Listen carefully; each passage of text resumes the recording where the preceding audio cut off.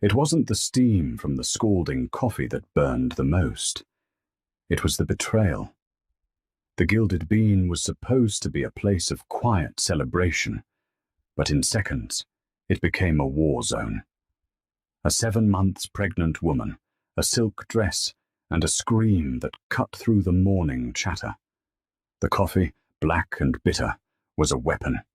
The mistress, Chloe, held the empty cup with a smirk, not knowing her entire future was being decided by a single quiet observer in the corner.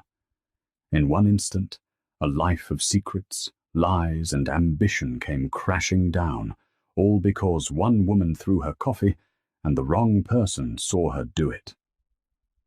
The bell above the door of the Gilded Bean tinkled a cheerful, ironic little tune. Eleanor Vance, 7 months pregnant and radiant, didn't look up. She was too busy tracing the outline of her swollen belly, a small, contented smile on her face. The baby was kicking, a rapid thump, thump, thump against her ribs, as if impatient for the world. "Easy, little one," she murmured, sipping her decaf latte. "Your father will be here soon." Her father, Arthur Vance, the man who was, by all accounts, the city's golden boy. He was handsome, charismatic, and the front-runner in the upcoming city council election. His campaign slogan, "A man of family, a man of integrity," was plastered on every bus and billboard. And Eleanor, his beautiful, pregnant wife, was the perfect accessory. She loved him, desperately, even if, these past few months, he'd been distant. Campaign stress, he'd call it, kissing her forehead, before rushing off to another late-night strategy meeting. The bell tinkled again. This time a wave of perfume, sharp and expensive, preceded the arrival. It was a scent Eleanor recognized but couldn't place. It smelled like Arthur's suits after a long day. A woman strode to the counter, her heels clicking an angry rhythm on the tile. She was young, stunning in a way that was all sharp angles and calculated effort. Her name was Chloe Jenkins, though Eleanor didn't know that yet. Eleanor watched her, a prickle of unease working its way up her spine. The woman, Chloe, paid for a large black coffee, her movements jerky and impatient. Then, instead of leaving, she turned. Her eyes scanned the room and locked onto Eleanor. It was a look of such pure, unadulterated hatred that Eleanor physically recoiled. Chloe began to walk toward her, not hesitantly, but with the predatory confidence of a shark. "You're Eleanor," she stated. It wasn't a question. Yes, I'm sorry. Do I know you?" Chloe let out a laugh, a sound like breaking glass. "You know me. Or at least you know my work. You've been sleeping in my bed for far too long." The cafe, which had been buzzing with morning chatter, slowly quieted. The barista froze, milk steamer in hand. I don't understand," Eleanor stammered, her hand flying to her chest. "Let me make it clear for you."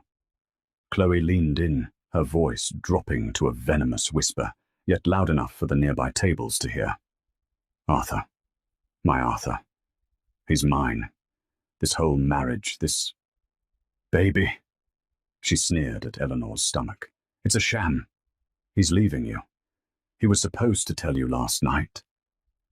Eleanor's world tilted. The baby gave a violent kick, shaking her head. "No, you're lying. Arthur loves me. He's on his way to meet me right now." "Is he?" Chloe's eyes glittered. "He's not meeting you, Eleanor. He's at my condo, the one he pays for, probably sleeping off the night we had." She was an actress, and this was her big scene. She wanted to wound, to destroy. "Get away from me," Eleanor said, her voice gaining a fraction of strength. She tried to stand, her chair scraping loudly against the floor. "Oh, you're not going anywhere." Chloe's face twisted. "You think you can just sit here, playing the perfect little wife, stealing my future? You stole my life." "You're insane," Eleanor whispered, tears welling. "No," Chloe said, her voice dangerously calm. "I'm just the woman who's not going to let a brood mare get in her way." And then, in one swift, vicious movement, Chloe Jenkins picked up the large black coffee she had just been served. It was scalding hot, steam still rising from the lid she'd popped off. She threw it. The dark, burning liquid arced through the air and hit Eleanor square in the chest. Eleanor's scream was primal. It was a sound of agony, not just from the searing, immediate pain of the hot coffee on her skin, but from the shattering of her entire life. The liquid soaked her white maternity blouse, clinging, burning, turning her skin a horrifying, blistering red. She clutched her belly, terrified for her child. "He's mine!" Chloe shrieked, as if sealing the assault with a curse. The cafe erupted. People shouted. A man yelled to call 911. The barista vaulted the counter. But in the back corner booth, a woman who had been hidden behind the Financial Times slowly lowered her newspaper.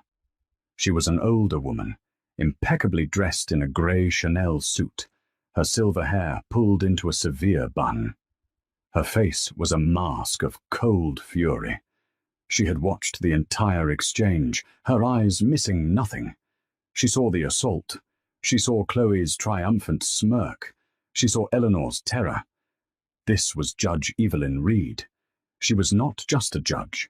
She was the judge, and more importantly, she was the chairwoman of the City Ethics Board, and most critically, the founder and head of the highly influential and deeply feared Women's Council. And she was the one person Arthur Vance needed to impress above all others to win his election. Judge Reed quietly picked up her phone. She didn't call the police. They were already on their way. She called her private investigator. "Marcus," she said, her voice like ice. "Start a file. Arthur Vance. And a woman named Chloe Jenkins. I want everything. And I mean everything." She hung up, her eyes fixed on the scene. The mistress had just thrown hot coffee on a pregnant woman. What she didn't know was that she had also just ended a man's career and her own future, all in front of the one person who held all the cards. The paramedics were gentle, cutting away the ruined, coffee-soaked fabric of Eleanor's blouse. The pain was a living thing, a fire that licked at her chest and stomach, but it was nothing compared to the ice-cold terror gripping her heart. "My baby," she wept as they loaded her onto the gurney. "Is my baby okay? Please." "Your vitals are stable, Mum, and the baby's heartbeat is strong," the young paramedic, a man named Ben, tried to reassure her. "The liquid didn't seem to go below your navel. But the shock, we have to get you to St. Jude's immediately." The ride was a blur of sirens and sobs. She had been diagnosed with second-degree burns across her chest and upper abdomen. The doctors at the ER were grim-faced as they applied sterile dressings and administered a painkiller that was safe for the pregnancy. "You're lucky, Mrs. Vance," the attending physician, Dr. Sarah Miller, told her. Her voice kind but firm, a few inches lower, and this could have been a very different conversation. "The baby is stressed but secure. You, however, need rest and zero, and I mean zero, emotional distress." Emotional distress. The words were a bitter joke. Eleanor felt as if her entire emotional landscape had been carpet-bombed. And then he arrived. Arthur Vance burst through the curtain of her cubicle, his $1,000 suit immaculate, his hair perfectly coiffed, but his face was a mask of thunder. Eleanor's heart, despite everything, gave a pathetic little leap. "Arthur! Oh, Arthur!" She expected him to rush to her side, to hold her hand, to ask about the baby. He did not. He stopped 3 feet from her bed, his nostrils flaring. He didn't look at her burns. He looked at his phone. "Do you have any idea what you've done?" he hissed, his voice low and dangerous. Eleanor's blood ran cold, colder than the ice packs on her burns. What I've done? Arthur, she attacked me. A woman named Chloe. She said, I don't care what she said, Arthur snapped, finally looking at her. His eyes were not filled with concern. They were filled with rage. I'm getting calls from everyone. The Gazette, the Tribune, my campaign manager. Mistress throws coffee on Vance's pregnant wife. It's everywhere, Eleanor. The room spun. He wasn't worried about her. He wasn't worried about their child. He was worried about the headlines. You knew her, Eleanor whispered, the terrible truth settling on her like a shroud. Chloe Jenkins, it's true, everything she said. Arthur had the decency to look away, but only for a second. It's complicated. She's unstable, clearly. I was handling it. And then you just had to go and make a public scene. I made a scene? Eleanor's voice was barely audible. She felt the stitches of her world tearing apart. Arthur, she threw boiling coffee on me. I'm pregnant. And you couldn't just be quiet. Take it? He shot back. Now my entire campaign, everything we've worked for, is in jeopardy because you couldn't control a simple situation. My polls, Eleanor, they're going to tank. He began to pace the small cubicle like a caged animal. We need to fix this. We're releasing a statement. A deeply troubled woman. A random act of violence. You will back me on this. You will say you didn't know her. She was incoherent. You're fine. The baby's fine. But I'm not fine, Eleanor cried, the tears a new source of pain as they rolled into her burns. And she wasn't random. She knew my name. She knew yours. She said you were at her condo, that you were leaving me. Arthur's hand flew up, and for a heart-stopping second, Eleanor thought he was going to hit her. He didn't. He pointed a finger at her. You will stop talking. Right now. You will do exactly as I say. You will smile for the cameras when we leave this hospital. You will hold my hand, and you will say this was a tragic misunderstanding. We are a family. We are a team. Do you understand me, Eleanor? This is bigger than your feelings. He was a stranger. The man she loved, the man whose child she was carrying, was gone. In his place was this monster. I understand, she whispered, the fight draining out of her. Good. He smoothed his tie, his politician's mask slipping back into place. I'll go talk to the hospital administrator. Make sure this stays contained. He left. The curtain swished shut, leaving Eleanor alone in the sterile silence, the rhythmic beep of the fetal heart monitor, the only proof that her life wasn't completely over. She had come to the hospital with one set of burns. She was leaving with 1,000 more, inflicted not by coffee, but by the man who had sworn to protect her. The next few days were a special kind of hell. Arthur's PR machine went into overdrive. He was the perfect, doting husband, photographed bringing Eleanor home from the hospital, a somber, protective hand on her back. The narrative was set. Vance family targeted by unstable stalker. Chloe Jenkins had been arrested for assault, but Arthur's lawyers were already working to have her painted as delusional. Eleanor played her part. She was numb. She sat in their pristine, sterile home, a house she had decorated, a life she had built, and felt like a ghost. Arthur was a whirlwind of damage control.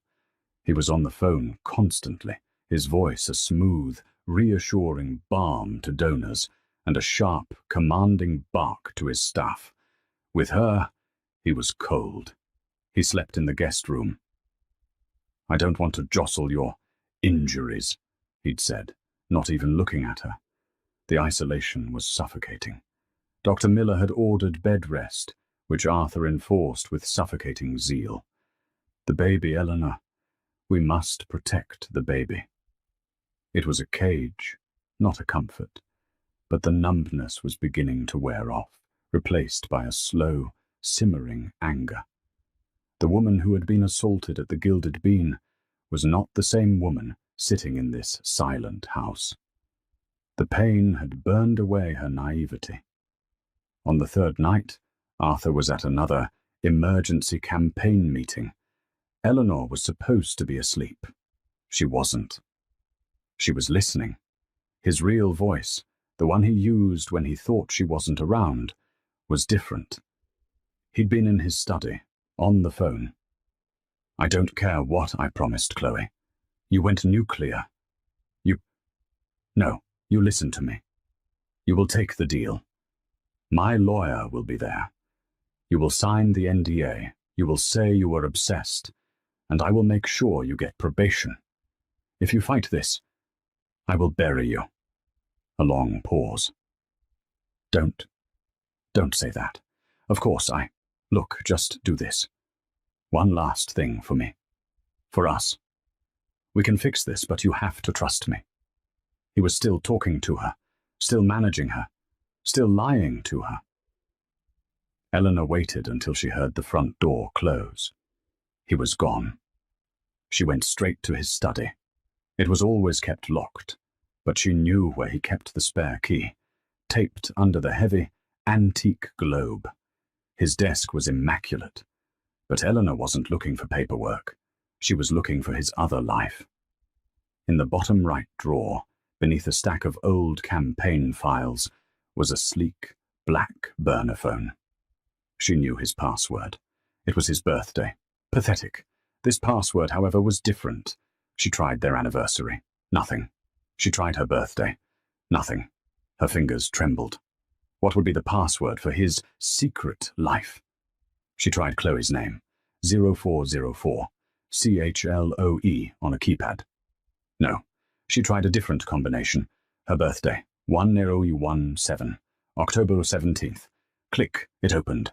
The sickness rose in her throat. The password to his secret life was Chloe's birthday. The text log was a novel of their affair. Hundreds of messages. She's so cold, baby. You're the only one who understands me. Just wait. After the election, it's just you and me.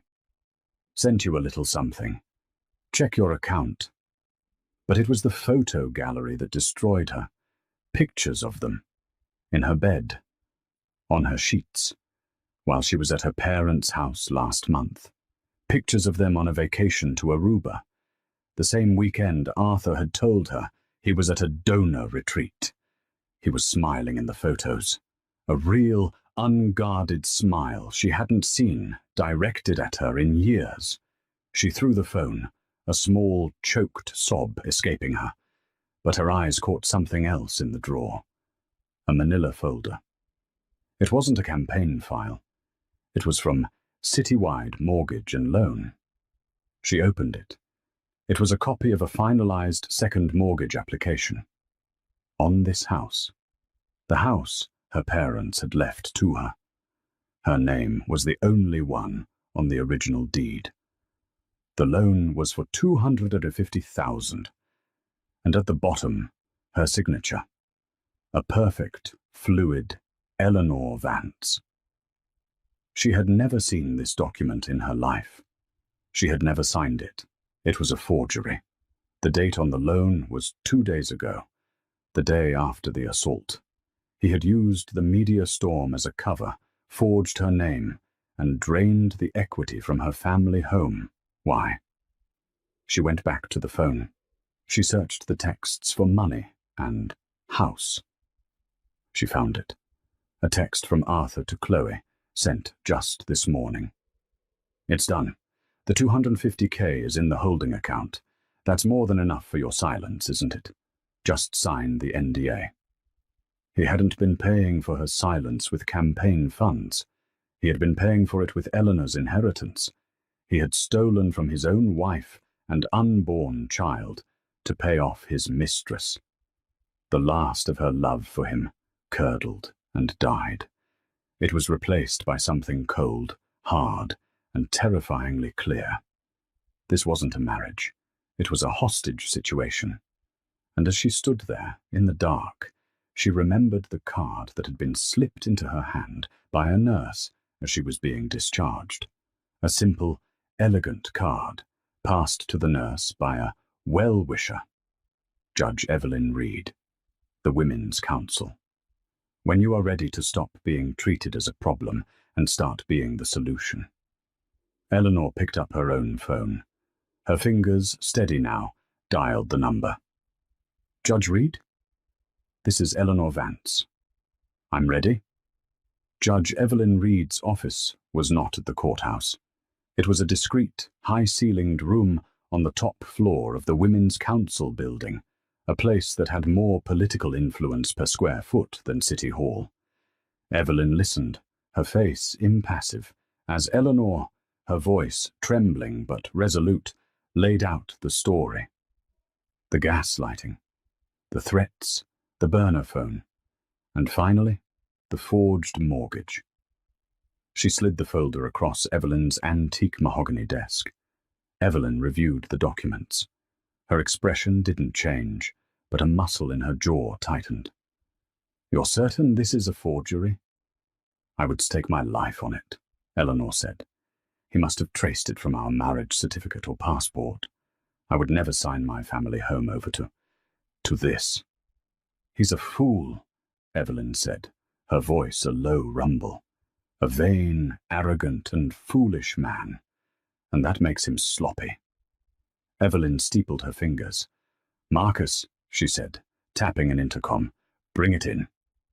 The private investigator from the cafe, Marcus, entered. He was a quiet man who looked more like an accountant than a detective. He placed a much thicker folder on the desk.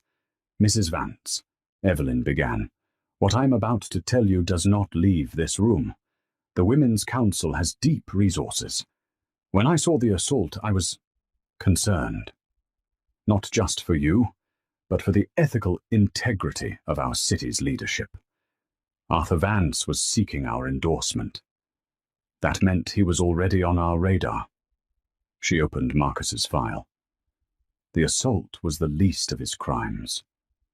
Eleanor watched, stunned, as Evelyn laid out a series of bank statements and incorporation papers. This is the holding company Arthur set up, Evelyn said, pointing to a name, AV Enterprises. And this is the deed to Chloe Jenkins's condo, purchased 6 months ago by that same holding company. And this, Evelyn said, her voice dropping, is the money trail. She showed Eleanor a series of transfers. Arthur has been accepting donations from construction developers who are seeking city contracts. The money goes into a slush fund, then to AV Enterprises, and from there to Chloe's condo, her car, her credit cards. He's not just an adulterer, Eleanor, Evelyn said, her eyes meeting hers. He's a criminal. He's been laundering money. The affair was just sloppy bookkeeping. Eleanor felt a strange, cold calm. The $250,000 from my house. It wasn't just to buy Chloe's silence. No, Evelyn agreed. It was to replenish the slush fund. He must be getting audited, or a donor got nervous.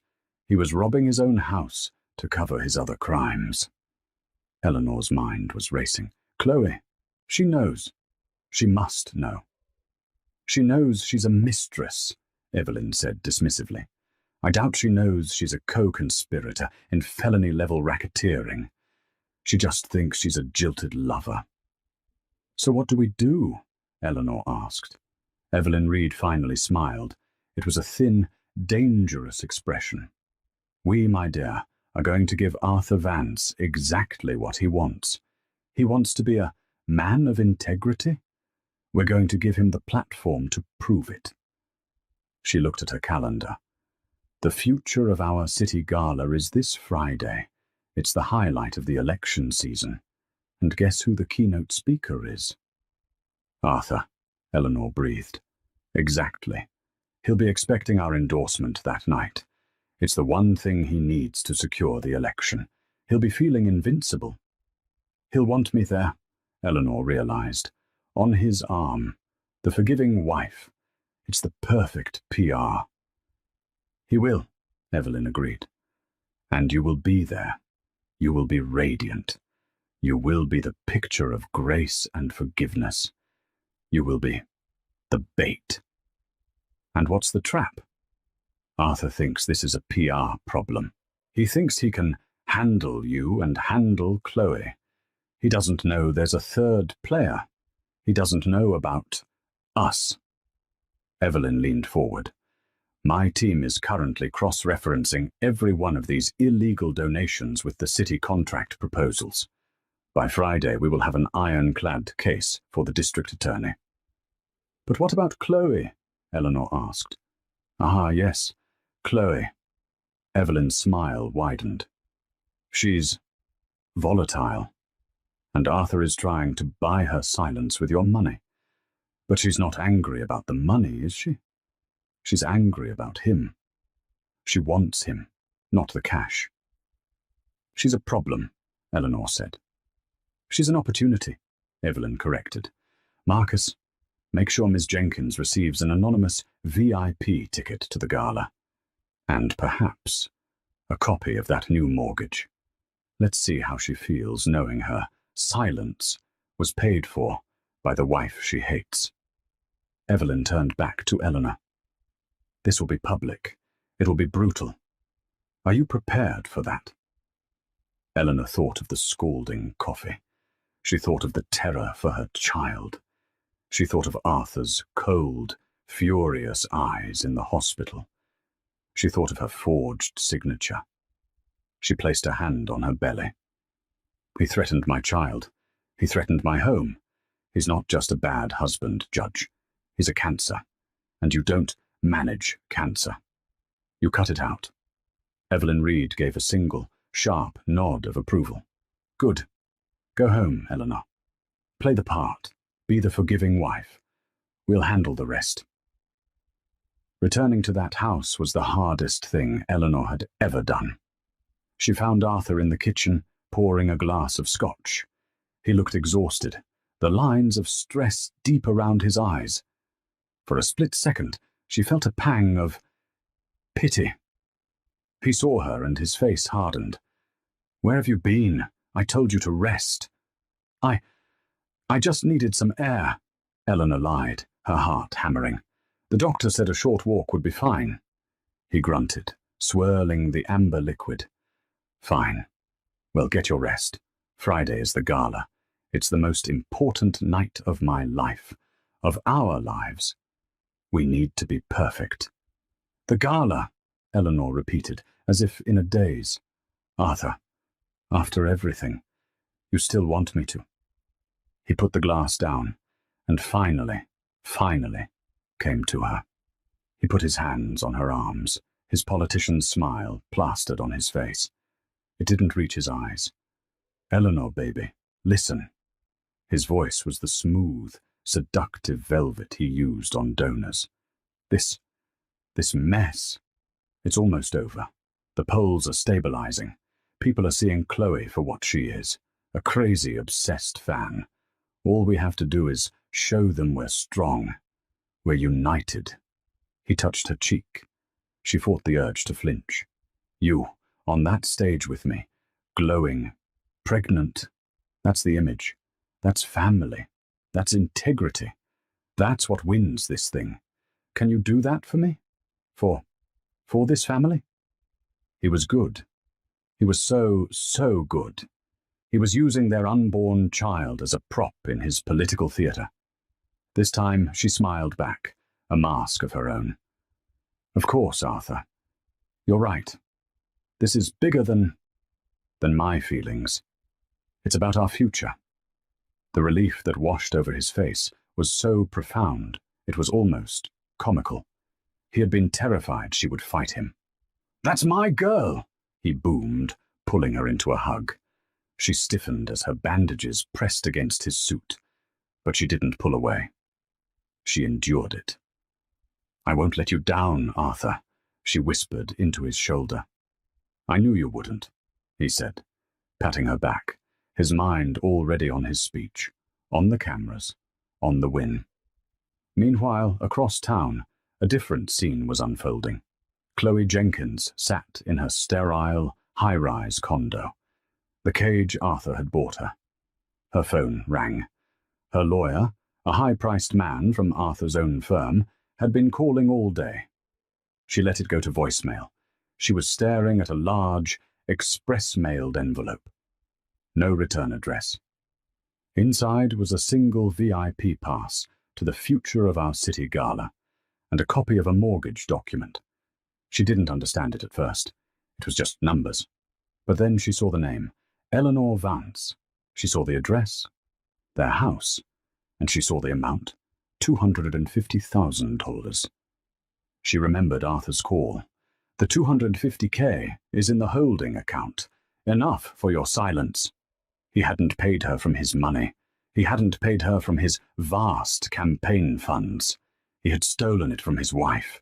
The rage that filled Chloe was so potent, it was almost physical.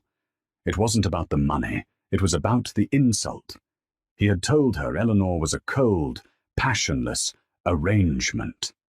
He had told her she was the real wife, the real partner. But in the end, when the chips were down, he was still tethered to Eleanor. He was using Eleanor's money to get rid of her. She, Chloe Jenkins, had been relegated to the status of a common knowledge pest, a problem to be paid off with stolen funds. She looked at the VIP pass. She looked at the forged document. He thought he could buy her. He thought he could bury her. He thought she was just a crazy, obsessed fan. "You want to see crazy, Arthur?" she whispered to the empty room. "I'll show you crazy." She grabbed the VIP pass. She was going to the gala. The ballroom at the Ritz-Carlton was a sea of glittering diamonds and black tuxedos.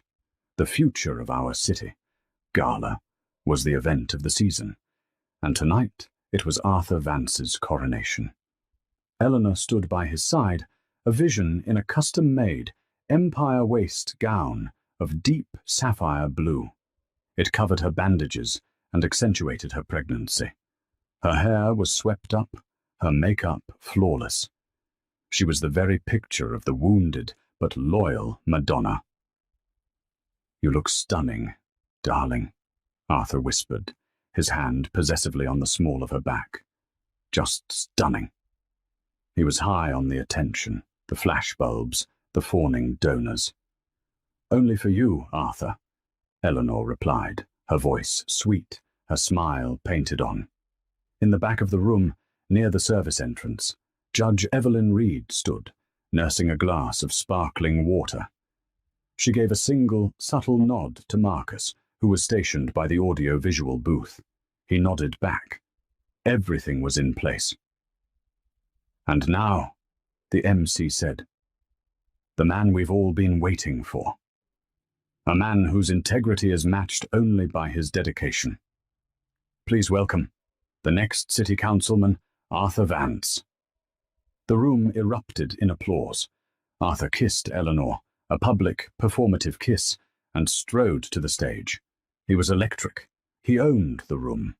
He spoke of family values, of transparency, of a new dawn for our great city. "My family and I," he said, his voice thick with practiced emotion. "We have been tested. We have been attacked by dark, unstable forces. But we are strong. Our love is strong." He gestured to Eleanor, who placed a hand on her heart and smiled at him. The audience ate it up. He was just hitting his crescendo, a story about his grandfather, when the side door of the ballroom burst open. It was Chloe Jenkins. She looked unhinged. Her expensive dress was wrinkled, her hair a mess, her eyes wide and frantic.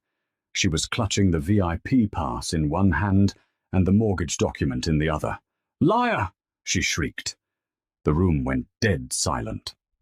Arthur froze. His smile twitched. "Liar!" Chloe screamed again, marching toward the stage. "Security!" Arthur hissed, trying to signal the guards without looking panicked. "You think you can get rid of me?" Chloe was halfway down the main aisle now, people scrambling to get out of her way. "You think you can pay me off with her money? With stolen money?" She brandished the mortgage papers. "He's a thief! He's a liar and a thief!" Two large security guards grabbed her, but she was fighting like a wildcat. "He promised me. He promised he was leaving her. He told me he loved me. He's a fraud. His whole life is a fraud." Arthur, pale and sweating, stepped to the microphone. He tried to laugh, but it came out as a choke. "Ladies and gentlemen, please, my apologies. This is the woman I spoke of. Deeply unwell. Stalking my family. As you can see, she's obsessed." "I'm not obsessed," Chloe screamed as the guards dragged her toward the exit. "I'm pissed. He's a criminal, Arthur. Tell them about the money. Tell them about the developers. Tell them about AV Enterprises." A new, cold silence fell over the room. That name, AV Enterprises, was not one she should have known. A few donors in the front row shifted, their faces suddenly pale. Arthur's blood ran cold. He had underestimated her. Chloe was dragged from the room, still screaming, "He's a thief!" Arthur was left on stage, his composure shattered, the room staring at him, the word thief hanging in the air. He tried to recover. "As I was saying, a terrible, terrible situation." But the momentum was broken. The coronation was tainted. And that's when Judge Evelyn Reed made her move. The ballroom was a vacuum, all sound sucked into the void left by Chloe's fading screams. The word thief seemed to hang in the glittering air, a poisonous vapor. Arthur Vance stood frozen on the stage, a rictus of a smile still plastered on his face. It was the smile of a man who had been struck by lightning, still standing but dead inside. A single bead of sweat traced a path from his perfect hairline, down his temple, and over his jaw. He was a statue of his own ruin. He tapped the microphone, the thump-thump echoing like a nervous heartbeat. "Ahem. Ladies, gentlemen." He tried for a light, dismissive chuckle. It came out as a wet, gasping sound. My deepest apologies. As you can clearly see, a very, very sick individual. A stalker, as I've said. It's a terrible situation. The price of public life, I suppose. Thank you, Arthur. The voice was not a shout, but it sliced through the room like a diamond cutter. It was Judge Evelyn Reed. She emerged from the shadows at the back of the room, her silver hair a beacon. She did not rush. She walked down the main aisle with the slow, deliberate, unshakable pace of destiny itself. Every eye in the room, the donors, the rivals, the press, swiveled from the train wreck on the stage to the advancing power. Arthur's face flooded with a pathetic, desperate relief. She was coming to save him. The chairwoman of the Women's Council, the ultimate endorsement. "Judge," he breathed into the mic, his hand outstretched. "Judge Reed, thank you. This is an outrage, as you can see. Your support." She ascended the steps, her grey suit an impenetrable armor, and walked not to him, but to the main podium. She gently pushed his hand, still grasping the microphone, to the side, and took control of the stage. "You're right, Mr. Vance," she said, her voice now amplified, cold and clear. "It is an outrage." She let the words hang. Arthur's smile faltered. That wasn't how she was supposed to finish the sentence. "My apologies, ladies and gentlemen," Evelyn said, her gaze sweeping the stunned crowd. "Mr. Vance is correct. This is a terrible situation, an untenable situation, and while Ms. Jenkins's delivery was theatrical, she has, in fact, brought up several very important points." "Judge!" Arthur hissed, his voice a panicked whisper.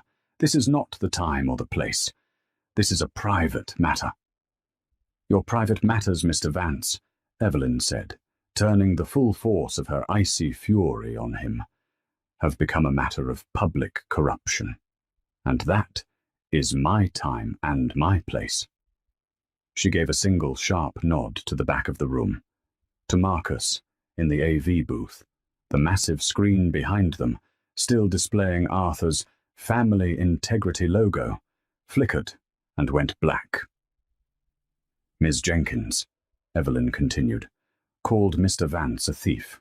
A very strong word. The Women's Council, however, does not deal in strong words. We deal in documented facts. We believe in checking the receipts." Click. The screen lit up. It was not a photo. It was a document. "This," Evelyn said, as if lecturing a slow student, "is the Articles of Incorporation for a holding company, AV Enterprises, founded by Mr. Vance 6 months ago. His name is the only one on it." Click. The screen changed. "And this is a wire transfer for $150,000 into that account from Harborview Development. They are, as you all know, the front runner for the new City Marina contract." A low, dangerous murmur started in the front rows. A prominent developer, a Mr. Silas Croft, turned a shade of pale green. Click. "And this, $75,000 from Titan Concrete, also bidding." Click. "And $100,000 from Apex Construction, also bidding." This is campaign finance." Arthur finally found his voice, high-pitched and thready. "It's all legal. It's a donor fund. It's normal." "Is it?" Evelyn's eyebrow arched. "Let's see where this campaign money went. Shall we?" Click. The screen now showed a list of expenditures.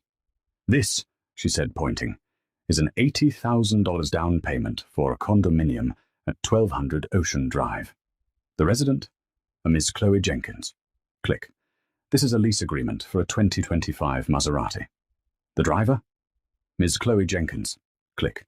"And this and these are 3 years of credit card statements. Chanel, Cartier, vacations to Aruba, all paid from AV Enterprises, all for Ms. Chloe Jenkins." Evelyn turned back to Arthur. "This isn't campaign finance, Mr. Vance. This is felony racketeering. It is laundering bribes. You weren't funding a campaign. You were funding an affair." "Lies! Slander!"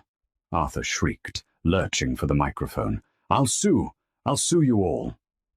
"I haven't gotten to the fraud yet," Evelyn said, her voice dropping, silencing him instantly. "You see, Mr. Vance, your slush fund must have run dry. You got sloppy. You needed to replenish it. Perhaps to buy Ms. Jenkins's silence after the unfortunate coffee incident at the Gilded Bean." Click. The screen showed a new document, the second mortgage. This document was filed 2 weeks ago. A second mortgage for $250,000 drawn against the Vance family home. Arthur actually laughed, a single hysterical bark. "Yes, exactly. My wife and I, we had a family expense. We took this out together. It proves our unity."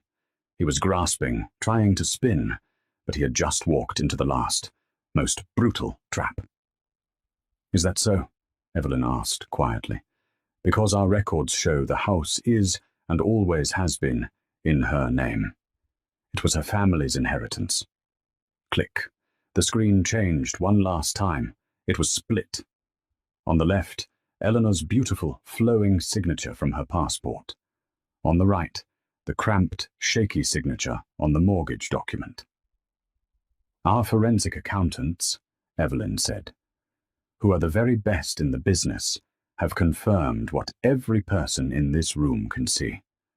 The signature on the loan is a high quality, but nonetheless amateur forgery."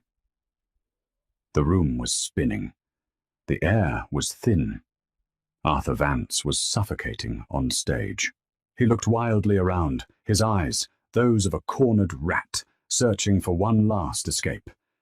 and they found her. Eleanor, still sitting at the front table, a statue of sapphire blue, his last, best prop. "Eleanor!" he shrieked. It was not a command, it was a plea.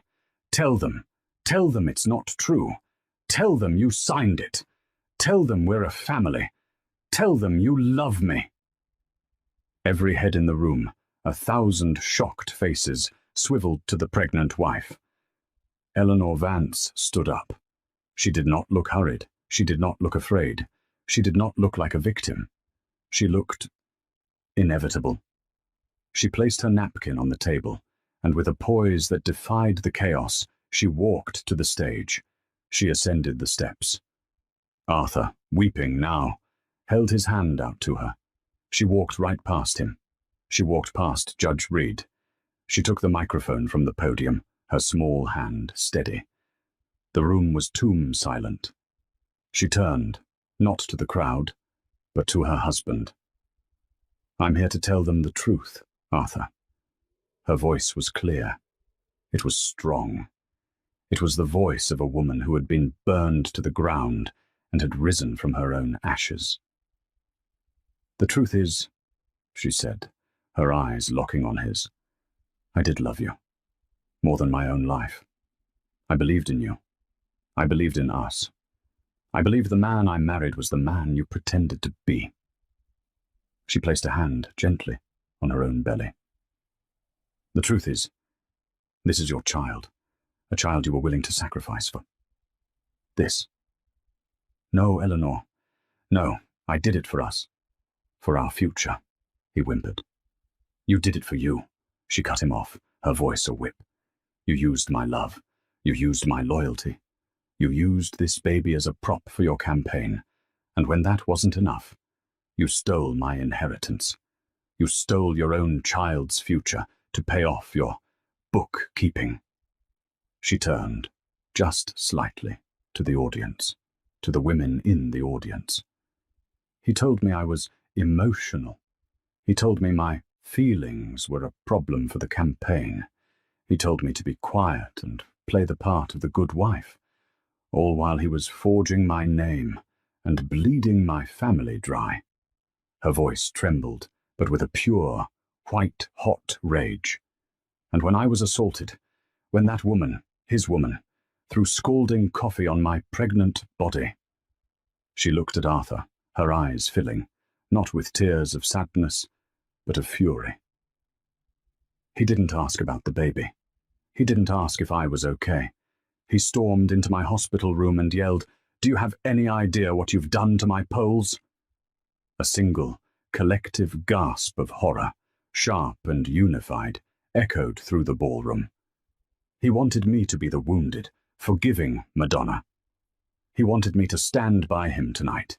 He wanted to show you all integrity." She reached into her small, sapphire clutch. "Well, here it is, Arthur. Here is the integrity." She pulled out a single folded piece of paper. "This is a court-filed restraining order, citing domestic financial abuse, coercion, and felony-level forgery. It was granted by a judge this afternoon." She turned, her gaze moving to the grand entrance at the back of the room. As if summoned by her words, the 2 large oak doors swung open with a smooth, hydraulic hiss. 2 uniformed police officers, flanked by 2 stone-faced detectives, stepped inside. They did not look at the crowd. They began to walk, their footsteps heavy and measured, down the main aisle.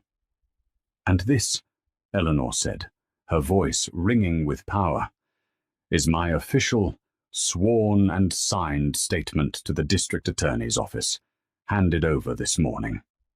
Arthur saw them. The last of his arrogance, his charm, his self, crumbled. He was just a hollow, terrified boy.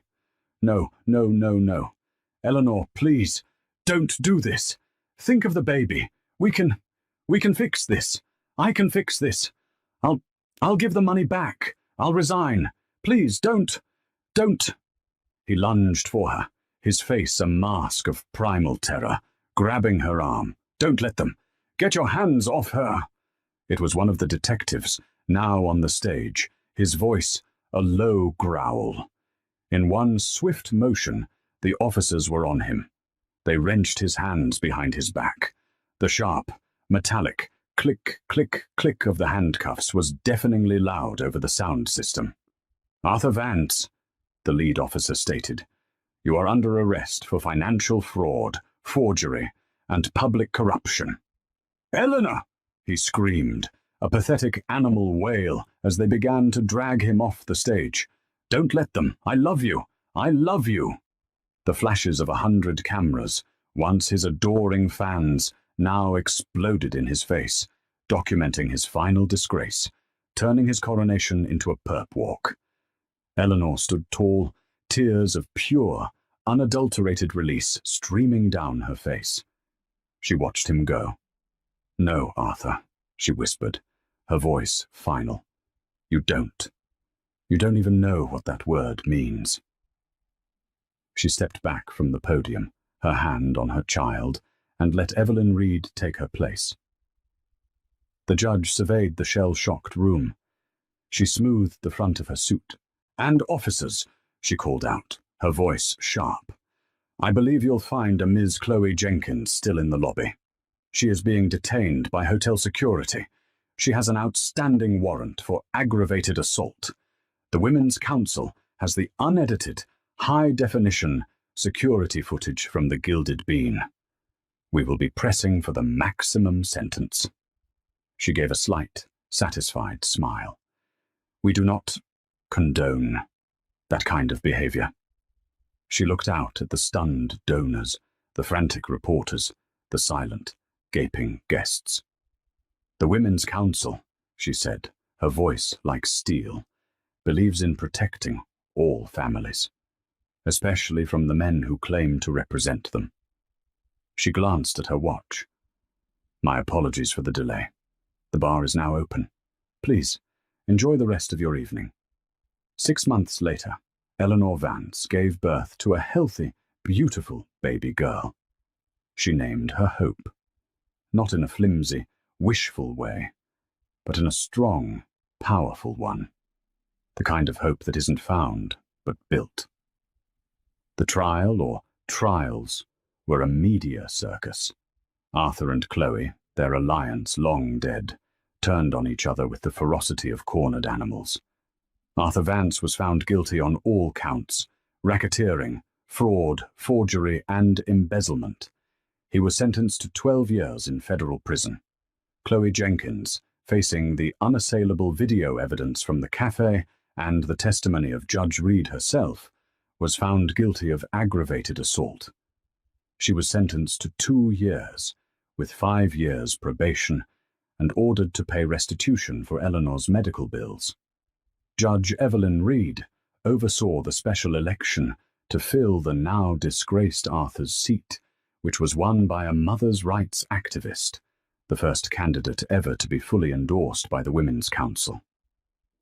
And Eleanor? She sold the house, the one Arthur had tainted. With the proceeds and the hefty divorce settlement she won, she started the Hope Foundation, a non-profit, funded in partnership with the Women's Council, to provide legal aid to women trapped in situations of domestic financial abuse. The story ends where it began. The Gilded Bean. Eleanor is there, sipping an iced coffee, her baby girl gurgling in a stroller beside her. The door jingles. It's Judge Reed. "Eleanor," Evelyn says, smiling, sitting down. "Evelyn?" Eleanor smiles back. "You made it." "I always do," the judge says, winking, as she motions to the barista. "I always do." What an ending. It just goes to show you that the truth, no matter how hard you try to bury it, always, always finds its way to the surface. The smallest act of cruelty can unravel the biggest lies. This story is a powerful reminder that the most dangerous people are often the ones closest to us, but the strongest allies can be the ones you least expect. Eleanor's journey from a victim to a victor is a testament to the power of a mother's strength and the steel will of a woman who has nothing left to lose. What did you think of Arthur's downfall? Was it karma? Was it justice? Or was it just a long time coming? If you loved this story and you want to see more real-life drama, make sure you hit that like so you never miss a single story. Thank you for listening. We'll see you in the next one.